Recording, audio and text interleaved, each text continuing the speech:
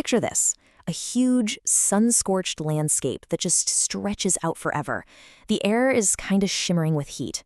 Now, this isn't just some desert. This is the terrain of our everyday waking reality.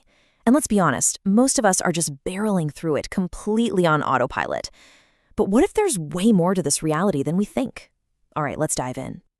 Now, this line from Tibetan Dream Yoga, it's not some pretty metaphor. It's not saying reality is like a dream. It is a direct instruction. You need to understand that what you are experiencing right this very second is a dream. I mean, that is a radical idea, and it pretty much shatters everything we assume to be true. So if this is all a dream, that begs a pretty big question. Who's driving? For this explainer, we're going to go on a journey. And you're the lone driver hurtling through this wasteland of consciousness. And you're on a quest to find the one thing that feels truly real, your own conscious self. You know, this feeling that our reality just isn't as solid as it seems, it isn't new at all. It's a question that ancient philosophy has been wrestling with for centuries, and now modern science is putting it to the test. Both of them, in their own unique ways, are asking us to just look a little closer at the world around us. And this is really the heart of our journey. It's the central conflict, right? In a world that so often can feel like this phantom haze, we are all desperately searching for the driver, that solid, consistent, conscious self that we're so sure is in control.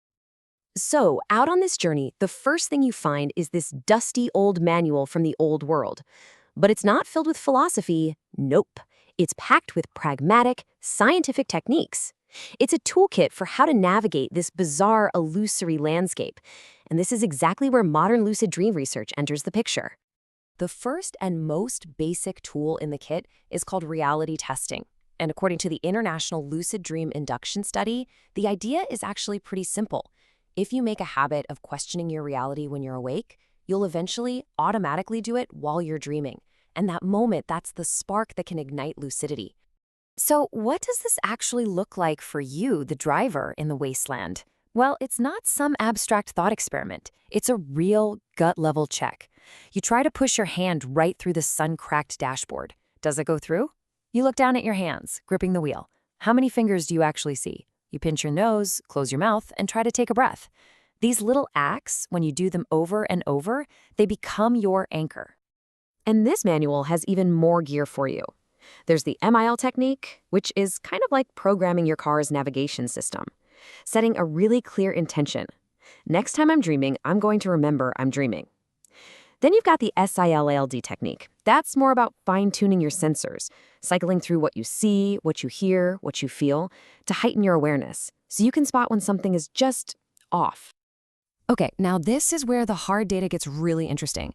The study found that techniques like MILD and SILLD work really well, boosting lucid dream frequency to around 17 to 20% of nights after just 1 week. That's a huge jump. But look at that third line. Here's the kicker. Adding reality testing during the day didn't actually improve the success rates. So what does that tell us? Reality testing isn't the best tool for starting a lucid dream, but it is an absolutely essential one for confirming you're in one. But you know, a toolkit alone isn't really enough. A driver needs a destination, a reason to be out there on the road. And that's when you find it, an ancient map tucked away in these old scrolls of Tibetan dream yoga. And this map, it doesn't just tell you how to navigate the dream, it tells you why you're doing it in the first place. And this just brilliantly highlights the huge difference in perspective here. The scientist's toolkit is all about how can I control the dream. It's focused on waking up within the dream state so you can manipulate it. But the yogi's map, it asks a completely different question. It wants to know, why is the dream real? The focus shifts entirely from just the sleeping dream to recognizing the dreamlike nature of all experience, including waking life. It's a total paradigm shift. The map shows you a clear path forward, breaking this journey down into 4 stages. First, you just practice grasping the dreamlike nature of this very moment. Then, once you are lucid, you start to transform the dream. You fly, you change objects, not just for fun, but to prove to yourself how flimsy it all is. This leads to the 3rd stage, realizing that your waking world is just as illusory. And the final stage? Unifying the path, realizing there was never any difference between the dreamer and the dream to begin with. So now you have the toolkit and you have the map. And that's when it all happens. The climax of your entire journey. Suddenly, you find yourself in this insane, high-octane chase across the salt flats. The engine is screaming, metal is groaning. Everything feels hyper-real. This is it. The chaos is totally overwhelming. Your senses are maxed out. There's this chrome war rig bearing down on you. It's relentless, and the danger feels absolutely real. But then, in that moment of pure chaos, that habit you've been training for weeks just kicks in. That quiet, persistent question from the scientist's manual somehow cuts through all the noise.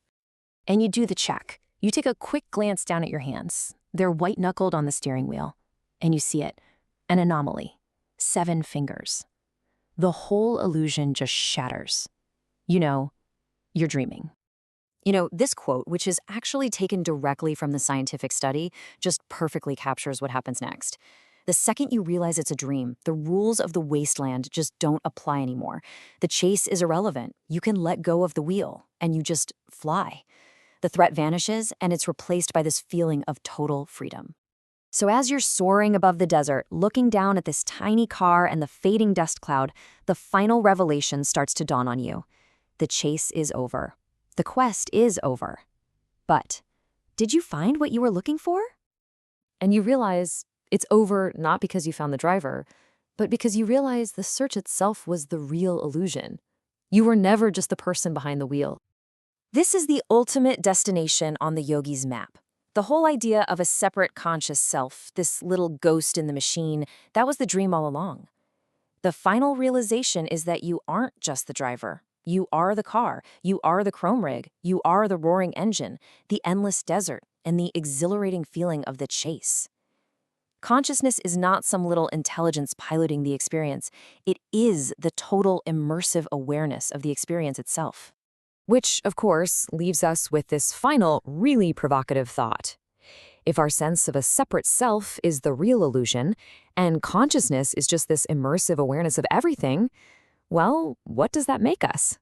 The search for the driver might be over, but the real questions, they've only just begun.